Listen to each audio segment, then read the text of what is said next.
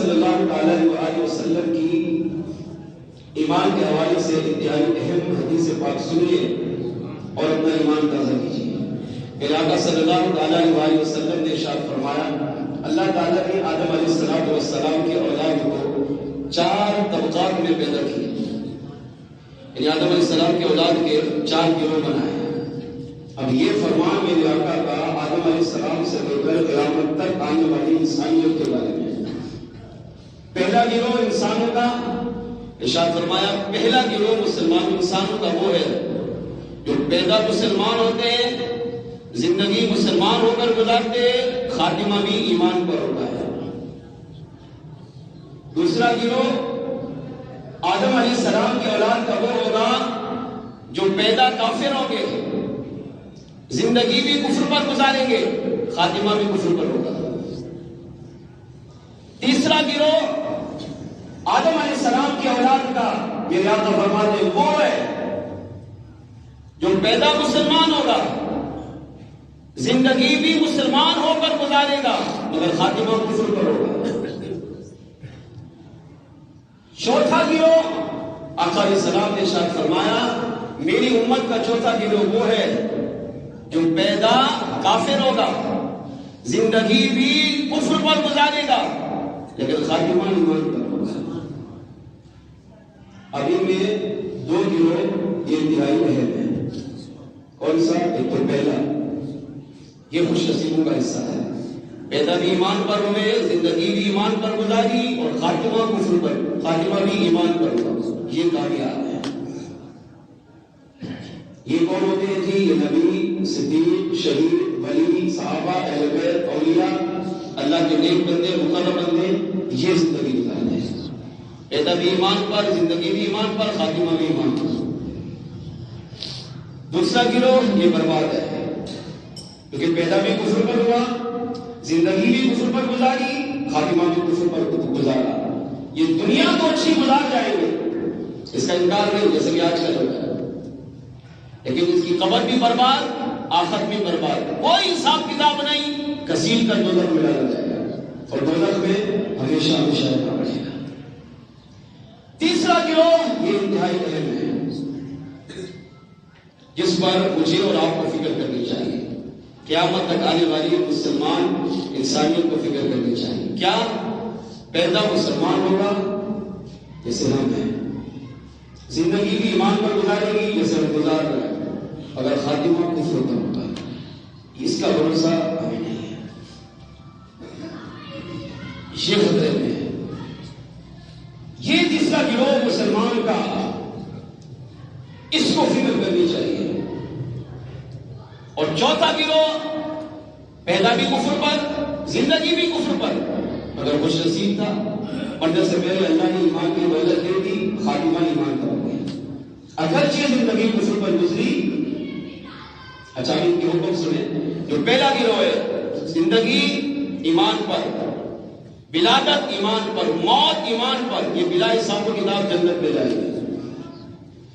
دوسرا زندگی کفر پر، پیدائش کفر پر، خاتمہ کفر پر، یہ بھی بلا حساب کتاب دوزخ میں جائے گی۔ تیسرا زندگی ایمان پر، ولادت ایمان پر، خاتمہ کفر پر، یہ بھی ہمیشہ کے لیے دوزخ میں جائیں گے، ان کی بھی بخشش نہیں ہے، ان کی بھی شفاعت نہیں ہے، ان سے بھی پوچھ گچھ نہیں ہے۔ اور چوتھا زندگی کفر پر، ولادت کفر پر، خاتمہ ایمان پر۔ ایمان پر مرنے کی وجہ سے اگرچہ کافر پیدا ہوا، کافر رہا، مگر ایمان پر مرنے کی وجہ سے یہ بھی جنت میں جائے گا۔ اب تیسرے گروہ میں ہم ہیں کہ زندگی اللہ نے ایمان پہ دی ہے، نماز پڑھ رہا ہے، روزہ رکھ رہا ہے، حج زکات کر رہا ہے، صدقہ خیرات کر رہا ہے، نیک اعمال کر رہا ہے، ولادت بھی مسلمان کے گھر ہوئی ہے، آنکھ کھولی تو کان میں اللہ اکبر اللہ اکبر، اشہدو ان لا الہ الا اللہ، اشہدو ان محمد رسول اللہ، اس کی صدائیں ملی، پتہ چل گیا مسلمان کے گھر پیدا ہوا۔ تھوڑا بڑا ہوا تو دیکھا اپنے اطراف کا، اپنے گھر کا، اپنے محلے کا، معاشرہ دیکھا، مسلمانوں میں پیدا ہوا۔ تھوڑا اور بڑا ہوا تو سمجھ گیا ایمان پر پیدا ہوا۔ مگر خاتمہ کس پر ہوگا یہ پتہ نہیں ہے۔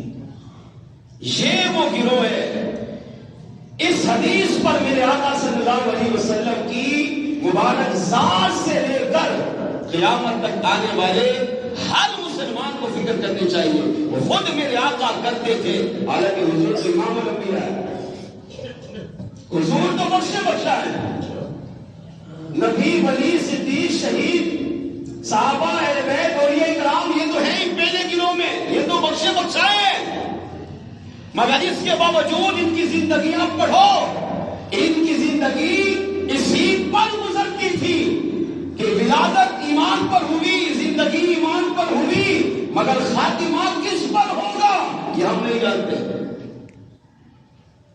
میرے آقا کے صحابہ کو آپ دیکھیں، صحابہ سارے قطعی جنتی ہے، مگر اس کے باوجود کئی صحابہ ایسے ہیں جو یہ کہتے تھے کاش اللہ ہمیں انسان نہ بناتا، کوئی جانور بنا دیتا۔